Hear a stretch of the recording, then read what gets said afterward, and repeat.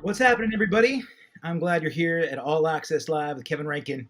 You are about to experience a episode that we recorded a few days ago with dear friend Jason Fowler, the incredible production manager of Lost 80s Live.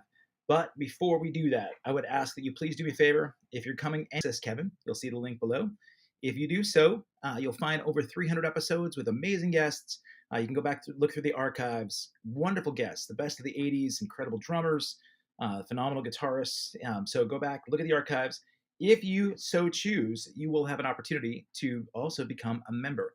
And members get exclusive benefits like early access to some of the episodes that I'm recording. I'm going to take you backstage, so only certain guests that are members will be privy to some of our backstage hangs. I also have a drawing happening for a Flock of Seagulls merchandise. I've got some heavy metal stuff and some drumsticks, and laminates, and all sorts of good stuff. But with no further ado, I'm just going to take you back to this amazing episode that we had. But I want to thank my 5-Star Guitarist sponsors as well. So 5-Star Guitarist based in Beaverton, Oregon. If you want to play guitar and you're interested in lessons or repairs, go to 5starguitarist.com and you'll find that everything you see there, you get no sales tax if you order outside of Oregon. So even if you order inside of Oregon, there's no sales tax in Oregon. So you're going to save a bunch of money. So go to 5starguitarist.com. Thank them for helping me out. And again, subscribe to this channel. And with that, I'm going to bring you Jason Fowler. Take care. Backstage at the Vino Robles Amphitheater in Paso Robles, California. Lost 80s Live, show number 4. 2 shows left after this on the Lost 80s Live 2024 tour. Instead of a traditional live conversation, I'm here backstage with the production manager, the sort of the wrangler, the babysitter, if you will, of Lost 80s Live. And besides that, he has a long history of artist management, and he does a really good job of wrangling cats. So we're going to talk about all that. With no further ado, I've got Jason Fowler. Jason, welcome to All Access Live. And, if you caught this and you didn't notice, if you go below, go subscribe to this channel. Go to youtube.com/@accesskevin. Subscribe to the channel, like it, share it, and if you want to become a member, you'll get certain perks like getting access to some of these shows. You'll be put on the guest list, perhaps. You've got some heavy metal stickers, maybe some All Access Live swag as well. So subscribe to the channel, and now here's Jason Fowler. Further ado. Yes. Well, what is further ado anyway? I don't know. I'm from Texas, so I don't know those fancy things. Yeah, man. I saw it in a movie. We can start with that. Texas, man. Yeah. So, to get here on these Lost 80s Live tours, you've got to move mountains because you don't live like in a central hub. Oh, yeah. It's not like you fly to Dallas or Houston. How far do you have to go to even get to an airport? 2 hours. All right. So I drive 2 hours to a decent airport. Okay. There is one in my hometown, but it's only American flies in, and it's terrible. So. Yeah. Lost 80s Live, I think it's been around for 22 years. 22. All right. And how long have you been involved with it? At least 8. Okay. At least 8 that I know of, yeah. Yeah. Did you notice that the gray started happening right about then? You know what? I was rummaging through my phone pictures on the way here, and I came across one where I had no gray at all. Yeah. And it was, oh, man. It was about 5 years ago. So, about 3 years of Lost 80s run me. That's what happens, man. Yeah, the pandemic did it. I think for me. I mean, I noticed a big difference. But if you guys haven't been to Lost 80s Live, maybe Jason can give you an idea of what the allure is. Like, what makes this tour different than a lot of other 80s packages that are out there? It's funny because I tell everybody when they ask about Lost 80s Live or any 80s tour that I do, they say, so what's it like? What's it about? And I said, well, it's every song you know from every band you've never heard of. Yeah, right. So if I sing you the song, you go, oh, I know that song. Yeah. Who sings it? I don't have any idea. So I think the cool part about it is you get to actually put the band with the song. Yeah. You can start from the beginning of Lost 80s to the end, and it's like you have it on, your favorite 80s radio station because it's just hit after hit after hit. I think that the way Rob has designed it, sometimes it's an irk to the band because they want to play their B-side that they love to play. Sure, yeah. But, typically the crowd, if you're just an average fan, let's take Wang Chung. Yeah. If you love Wang Chung, you want to hear Hypnotized. Sure. Or you want to hear those songs. But if you don't, you want to hear the 3 songs that you know. Yeah. And, okay, who's next? Right. You know what I mean? That is the general public, right? I mean, most people want to hear what they know. Yeah. That's why they go to see like cover bands or whatever in a bar because they know all the songs, they can dance to them. Yeah. How many bands do you have on this tour? 10. 10 bands. All right. And we have had up to 21 bands in Dallas. Oh, my God. On the 21st anniversary, we had 21 bands in Dallas. And it was, you talk about wrangling cats. Yeah. Oh, my gosh. It was crazy. Well, from an audience perspective, they're there. Say they get there for doors at 5 or 6, right? And then they know that the show's going to go to 11. They probably don't understand what goes on to put on 10 bands or 21 bands. Yeah. They just think, okay, well, these guys are up there just waiting their turn to go on stage. They come on and play. Yeah. But there's a lot of moving parts behind the scene. Yeah, I started this morning at 9:30. I flew in to LAX, got picked up at midnight.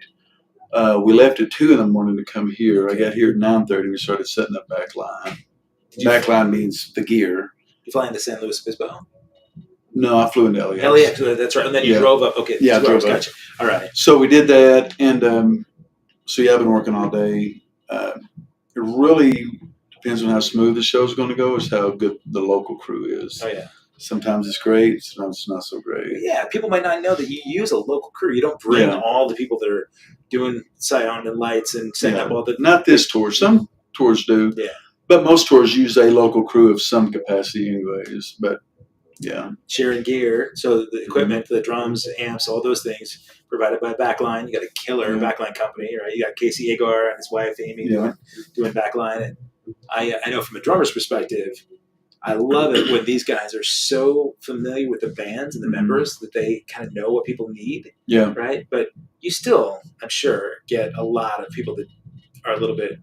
Well, I've done this tour for 8 years, and it's typically a lot of the same bands. But what happens is every year somebody will throw you a curveball. Yeah. Like Dramarama this year. I've done 100 Dramarama shows. They show up on this tour, not me knowing, and nothing against them. But they show up with an extra guitar player. Right. Nobody knew. Yeah. So what does that do? Oh, it's just an extra guy. No, it's an extra line. It's an extra input list that you put together that you send in advance. Now he's not on it. Right. So I got to recall every venue and say, hey, we got an extra guitar player now. We need to change our input list. And just little things like that change, Animotion's kind of like that too. Sometimes they'll bring their sons out to play, which is freaking awesome. Yeah, but I never know when that's going to happen until they show up. So I may not have a bass player one day I do. So it's just you find out when they walk in the door. Lots of times. Oh my God, man. Lots of times. We just do it on the fly and make it happen, But when Animotion plays, it's so amazing because you have a drummer and his son. Yeah.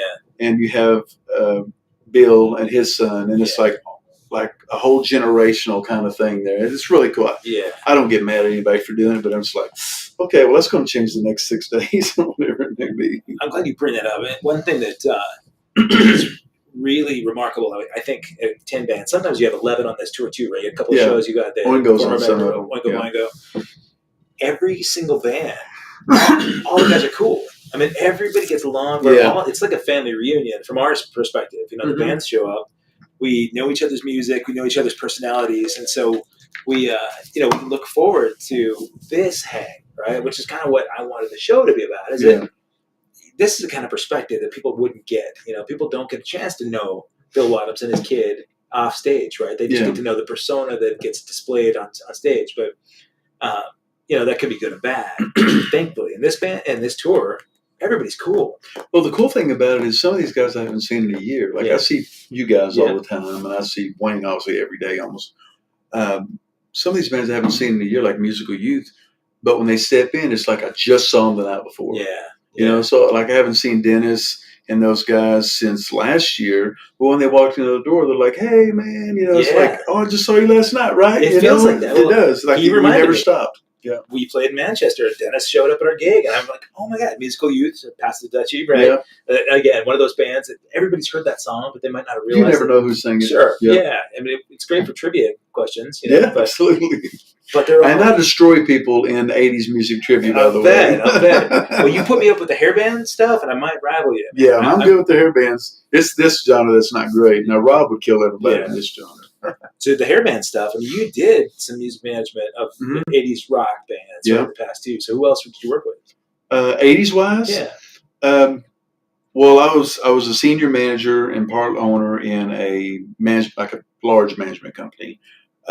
Within that management company, 80s wise, we had Cinderella, Mr. Big, we did Nelson, Survivor, Richard Marx, awesome, Wang Chung, obviously, Ace Frehley. Oh my goodness, managed him. The drummer from Guns N' Roses, Steven Adler, did him. 80s wise, that's kind of how it was. Okay, yeah. And let me tell you a quick story. Yeah. Cinderella was the band that got me into rock and roll. Really? Like, I was listening to Barry Manilow. Yeah, really? Just living the dream, Michael Jackson. Okay. So I'm sitting at home and watching MTV, of course, at the time. And this video comes across with these two girls in their little skirts, you know. Nobody's fool. And I was sitting there watching it and come across and I was like, oh my gosh, this is amazing. So I scooted up next to the TV and watched the whole thing, and I loved it. And from then on, I was an 80s guy, you know, never looked back to Barry Manilow. And so you fast forward 20-something years, and now I'm on their management team. And the first time I met Tom. With him? Yeah. So the first time I met Tom is at the Zoo Amphitheater, and I went to meet him, you know, and he come out of the dressing room all rock star like he is. Yeah. And I was just like, oh my gosh, this is so surreal. Like this band that got me into rock and roll. Here I am working with the guys now. It was so surreal. Then I lived in Nashville. They lived in Nashville. And so I would go to their house and watch them practice, right? Well, one time the drummer didn't show up because he was from L.A. Everybody else lived in Nashville. The drummer lived in L.A. Fred Corey still playing with them then? He passed away. No, he's good. Oh, Fred's still alive? Yeah, which one passed away? I know Eric the guitar player. Well, Eric Brittenham's still around. Right? Yeah. He's the bass player. Yeah. I didn't know that they lost somebody. Yeah, the guitar player. Jeff LeBar was the bass player, right? Yes. Eric Brittenham was the other guitarist. Yeah, blonde guy. Yeah. But one of them passed away. I can't remember which one it is. Okay. Now. Anyway, so the drummer, he wasn't there, so they're like, and I play drums. Yeah. So like, Jason, you want to sit in with us? And I'm like, yes. No, I do not. You didn't do it? No, because dude, think about it. No. Oh, think about it. Here's my idols. Yeah. I'm playing drums, and I screw up, and I just made a fool of myself in front of my idols. So I didn't want to take the chance. Yeah, but I didn't want to take the chance. I didn't want to take the chance.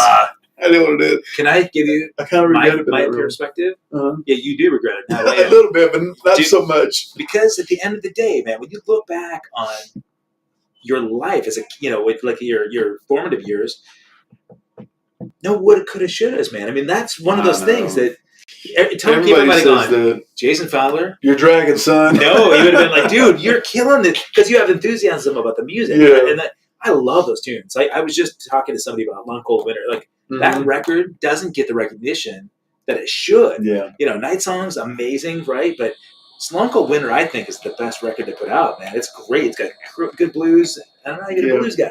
But when they started going to blues, that's kind of when they started losing me, like Heartbreak Station and all that. Yeah. But the first one was the one for me. It's a great record. It was just great, saw it all the way through. I mean, I still like some of the bluesy stuff, but Tom's gig now, it's kind of all bluesy blues, It's like very, kind of really what he wanted to do, like a lot of harmonica and laid-back bluesy stuff. So. The thing that I noticed is I saw him about 15 years ago, opened for Scorps, and he started to lose his voice. Mm-hmm. He did all this vocal coaching. His voice is all back. He completely lost his voice. Like And he it's didn't back. tour for 2 years. But it's back. He can Yeah. sing exactly what he used to do. We It's found a coach, a vocal you coach did. in L.A.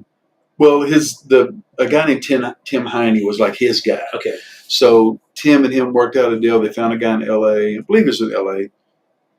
Great vocal coach. Went in and just worked with him for 2 years.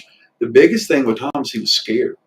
Like it wasn't necessarily like, I think his voice was back, but he was just scared. Yeah.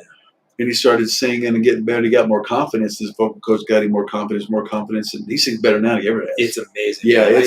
But yeah, we managed him for years. So it's that whole deal. Okay, 2 years go by, Tom's not touring because in his mind he can't do it anymore. And that guy gave him the confidence, and he came back. And the next day, like, oh my gosh, it's amazing. He's back. He shouldn't be able to sing like that. No human can sing like that, and not for a very long periods of time. It's very like rare. the guy from AC/DC, Yeah, like who can Brian sing Johnson. like that? Right, Yeah, for real, it's crazy. As far as like going back to the 80s stuff, there've been a great handful of. I mean, the Lost 80s Live tour. Sometimes it's nationwide in the U.S. Mm-hmm. I think it went as far through Canada. We did some shows Two in Canada. 2 Canadian shows. Yeah, Montreal was one. And Vancouver. And Vancouver, that's right. The CNE and also the FEQ or the Montreal's that LA, the Lav hockey arena. Is there a venue that sticks out to you that oh man, it's just the greatest venue for this thing? And that okay. So the Greek obviously is just. Yeah. I mean, the Greek is like legendary, Right. so that's great. I really like the place in Denver. Yeah, Fiddler's Green. Fiddler's Green. Yeah. Dressing rooms weren't as great there. I mean, the Greek is set up for concerts. Yeah. You know what I mean? Yeah, of course. There's always a few that sometimes the venue is better than the show. You know what I mean? Okay, so you got logistics. What's the best logistics show? Easy in, easy out, easy to set up. Man, there's been so many. I mean, obviously, again, the Greek is great. That question. Humphreys is really great. Yeah, it's a small stage and everything. Yeah. Those guys, they've got it dialed in. I mean, they're just, you can take a crew that's not the greatest crew, but nice people. Yeah. And you can make the greatest crew out of that. Absolutely. The guys at Humphreys are a good crew, and they're super nice people. Humphreys in San Diego by the bay, right out. You look out, you can see the bay, the ocean there. That's Shelter Island. Yeah, that's a good one. Yeah, every time I take a picture of that place, all my friends that tour go, "I love that place." Yeah. I mean, there's no denying where you're at. I've had conversations with people about Fiddlers you talked about in Denver because to me, it's my favorite catering anywhere on the tour. Oh, it's Fiddlers? Because there's that Hispanic family that come in and they bring all the home cooked Mexican food. Yeah. Oh my God, it feels like you're at home, man. It's so nice. And it's a big nice room to do it in. It's and the venue holds 22. It's the biggest venue I think that we do on tour. Yeah, with the lawn, it probably does for sure. Yeah. Yeah, but is there a bucket list venue that you think we should take this someday? I would love to play Red Rocks. Hell yeah, I've never even been to Red Rocks. You haven't? No, never even been there. So I did, and I've talked to Mike Score from Flock of Seagulls.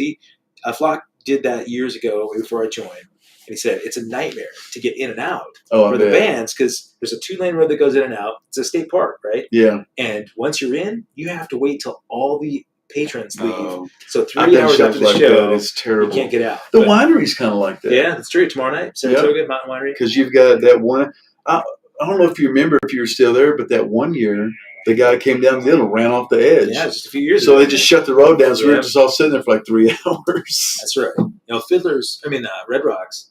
I saw Scorpions, Great White, Mr. Big there in 1988. Yeah, I drove down right out of high school, and I was a massive Scorpions fan. That gig, to me, sealed me wanting to tour and play that place. It's still top of my list. Yeah. So if you're out there and you book, Red Rocks. There's a lot of like Madison Square Garden. I mean, you got there's the legendary places that may not be logistically the greatest. Yeah. But just because you got to check out the list. Yes. Yeah.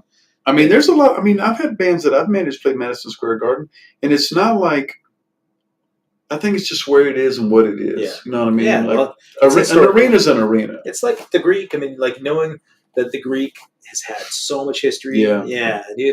when you're. I mean, like this place, the Beach Boy plays last night. Last night, yeah. You know, so it's like there's these places that roll in, and you're just like, oh, it's so great. We're very fortunate to do what we do. And I don't think anybody in this tour takes it for granted, you know?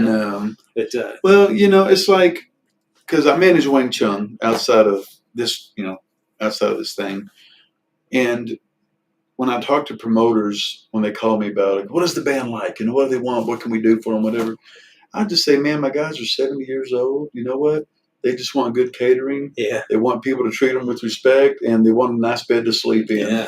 You know, I mean, it's just like, I think everybody on this tour is to that point in their career. As long as everybody loves on everybody, there's not a lot of drama, and there's good food to eat, and the drives aren't terrible. You wouldn't know those guys are 70. You would not know it, man. I think Nick's 69, Jack's 70. They bring it. It's still in great shape. Bill from ANIMOTION is the guy you would not know how old he is. Yeah, he's killing it, man. I never knew. He's such great shape. Well, when I first met you, and like you're working with Lost 80s, I was playing with ANIMOTION, right? So I've known Bill for 25 years, and he's always been that way. Just takes good care of his body, and he does theater on the outside. Yeah. I'm going to have Bill and ANIMOTION on the podcast here in a little bit too. Yeah. But how about somebody like on your list? Like, who is there out there that's still touring that you would really love to be working with, either managing or just helping book, and that's been on your fan list? You know, we managed Steven Tyler. Oh, wow. And I still have never seen Aerosmith live. I haven't either. And I guess we won't now. Yeah, it's unfortunate. But we managed him, and I talked to him on the phone a million times, but never saw him play. Really? It's just crazy because I never could make a show while we had him. Yeah. This is going to go way off topic here, but I've never seen Slipknot, and I would love to see them. All right. I've never seen Metallica, and I would love to see them. You've never seen them? Mm-mm. And I've seen thousands of shows, just like you. You know what I mean? From the time we started this business, I saw nearly all the 80s bands I wanted to see. Sure. Going back to the day, like Poison, Trickster, Warrant, Firehouse. I mean, you name it. Motley Crue. Yeah. Skid Row, which was probably one of my favorite bands in the 80s. And I've seen them all. But I never saw Metallica, which I would like to see. And you still got a shot. I know. Yeah, man. Well, what screwed it for me is one time Metallica was touring with Slipknot. I could have knocked them both out. A couple of years ago. Well, I could have knocked them both out. I was like, I ain't going to make it. They're out with Pantera right now. Another Texas band, man. That version of Pantera's. I've talked to a lot of people about that. Pantera is my favorite metal band. Mm-hmm. Vinny and Dime, those brothers, the Abbott brothers, were incredible. And I had a lot of friends that say, man, that's ridiculous to even think about going out as Pantera. I feel like if you're going to do it, that's the right group to do it. Zach Wild is the perfect group, you know. And the thing is all those guys love Dimebag and all those guys. It's not like they picked a bunch of dudes with a lot of beef. No. They all loved them. Yeah. You know, we worked with Nickelback since the beginning of their career. And Chad and Dime and all those guys were like best friends. Yeah. You know, because Chad did a record. That's right. After Dime had passed away, and he used a piece of his solo. I didn't know that. Yeah, so Nickelback used a piece of Dime's solo that they put a bunch of pieces together and took it and made one long solo and put it in their song. Wow. Yeah, it's really cool. Yeah. I didn't meet Dime, but I met what's his name, the drummer. Vinny. Yeah, I met Vinny. Hung out with Vinny because they were huge Nickelback fans. Hung out with him, and. I mean, I love. Who doesn't love Pantera if you're a metalhead? You know, you go out and see them in Metallica. Yeah, you know? I did. This would be a good tour to see, but Metallica. And the bass player is the same bass, the original bass player. It's Phil and the original bass player. And you have Rex on bass. And you Charlie Benante on drums, which is weird to me. Well, he would not have been the guy that I would have chosen. But or thought they would have chosen. Works really well. It's a perfect thing. But you would have think they'd brought some big dog in. Well, Anthrax and Pantera toured together forever. Yeah, I guess so. Phil's probably friends with him. Yeah. Yeah.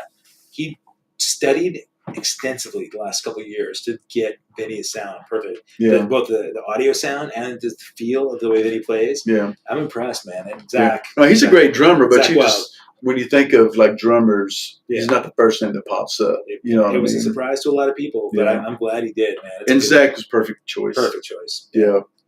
Yeah, man. Well, tonight, so we got Paso Robles. Tomorrow night we got Saratoga Mountain Winery. Awesome venue. Mm-hmm. The last show of the tour, Thunder Valley. You got the venue, the New York Theater, which is Yeah. killer. Awesome. Thank God it's not outside. Yeah, man. It's always 120 degrees. Yeah, and it's a beautiful theater. Yeah. They really do a good job, man. Yeah. And then what's next? I know you got some shows coming up that we might overlap, and we'll do shows together, right? We had another one. Then we got one of those. Yeah. We've got a show in Oak Grove, Kentucky, which is a festival. That's it's a festival, okay. Pretty much. It's an outdoor show. It was rescheduled because the weather blew it out the first time. They were in Vegas on the 20th. The 21st were in Spokane. Okay.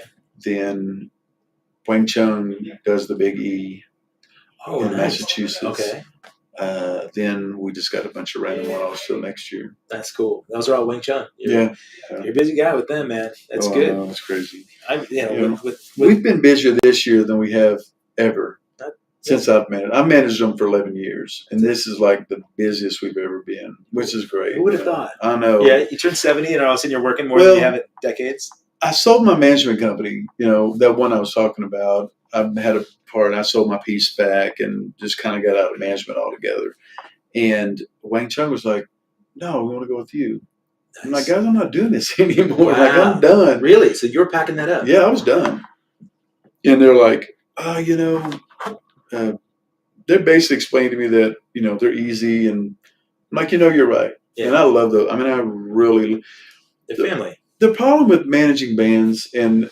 I've spoken at Baylor University to their management classes and all this stuff back in the day, back when I meant something.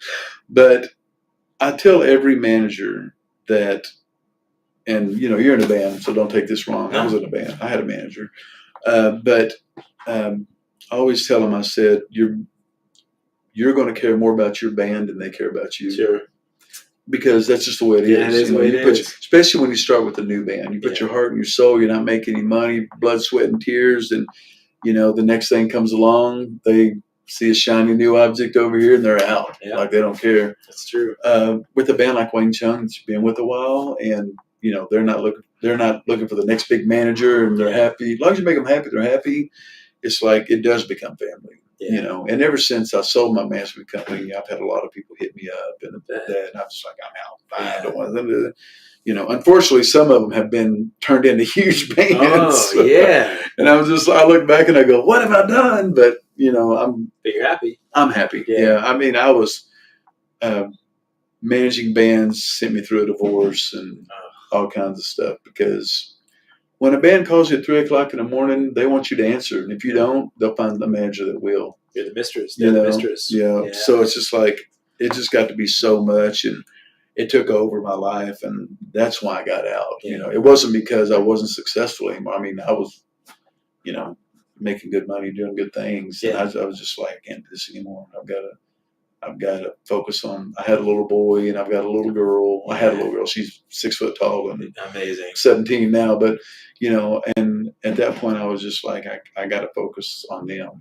Yeah. Even though this is still a crazy business, but I'm not on the road as much as I was, and I'm a nursing home administrator on the side. I did not know that. You didn't know that? I didn't know that. Wow. No. So it's crazy. It's like a God timing thing. Sorry, I just hit the table. It's like, what an earthquake, everyone. Yeah. It was kind of a God timing thing for me. So when I sold my company, I really didn't do anything for a couple of years. I just, I made enough money that I was just like, I'm just going to chill. Yeah. So I was sitting in the doctor's office one day and I was like, what am I going to do with the rest of my life? And I was just digging through there and I was looking at Forbes magazine, top 10 careers for the future. Okay. And one of them was hospital administrator. And I'm like, I'll try to do that. So I went and got a master's degree and did all that stuff. But then I got hired as a production manager for an amphitheater. Okay. So I did that for a couple of years, and I started buying talent. Then COVID hit, and it all went away. Like I had any income. Yeah. It was done. Music business was over. Yeah.